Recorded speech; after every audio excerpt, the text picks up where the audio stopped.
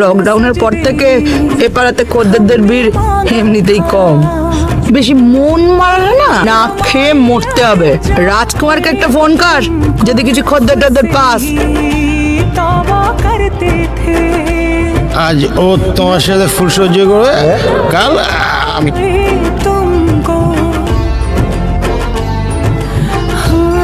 কথা বলবে না?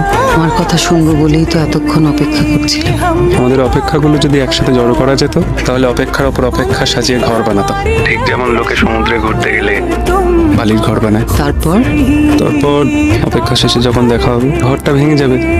সমুদ্রের ঢেউ যেমন বালির ঘরটাকে ভেঙে দেয়। এক সমুদ্র অপেক্ষা জমে রয়েছে তোমার বুকে। সমুদ্রের ঢেউ ফিরে ফিরে আসে, তীর ছুঁয়ে আবার ফিরে যায়। এতদিন যে বন্ধুত্ব শুধুমাত্র কোন স্ক্রিনের আলতো ছোঁয়ায় আটকে ছিল, আজ তারা মুখোমুখি। আমাকে যতটা সুন্দর ভেবেছিলাম তুমি তো তার